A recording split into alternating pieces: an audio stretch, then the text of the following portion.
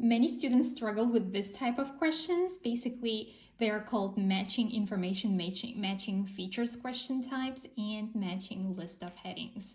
So we're going to dive into matching features, matching information question type today, since we have that one coming up. So let's get into it. My name is Napachud. Welcome to our IELTS video. So reading section IELTS 20. So here is the questions. So here are the questions. You may use any letter more than once. I highly recommend reading it and keeping in mind because it's a very important thing that says you're going to use one of these sections twice sometimes. So here you go. Please, whenever you come across with these type of questions, try to keep that in mind. That's a very important thing.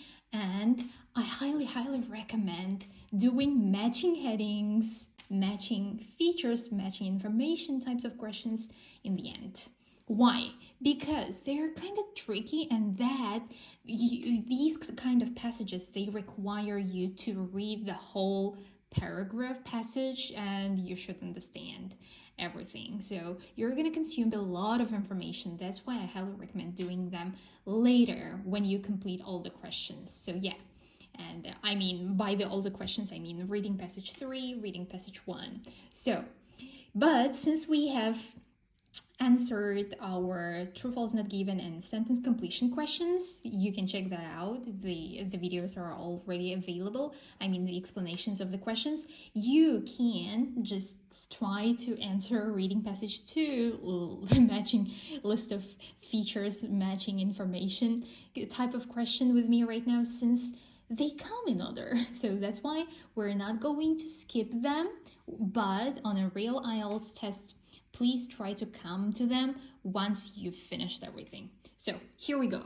The first thing that you should do is as always, I mentioned earlier, you should read this note. It's very important. Try to keep that in mind. And the second thing you should do is to read the question, each question, and highlight the keywords, of course. That's the most important thing as well. So, and of course, you have to understand what is this section about. By the word sections, here we have paragraphs A, paragraphs B, but the word section means, so sometimes each paragraph has two little sections, so that's called section. But since we have, they're all one section here, since we have one section in each paragraph, as you can see here, paragraph A, B, paragraph B, just one paragraph in each paragraph, as you can see. That's why we can also call them paragraphs. But sometimes IELTS tests, they have sections, like one paragraph A might be like 3 sections. It might have 3 sections. It might have 2 sections. So that's why they have a word section here.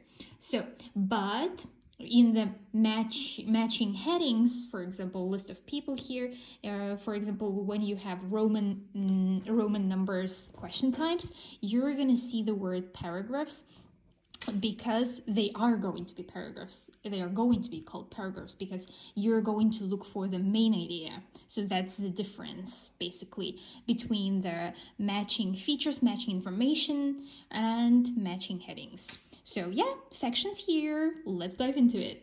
The first one, reference to the research problems that arise from there being only a few surviving large elms.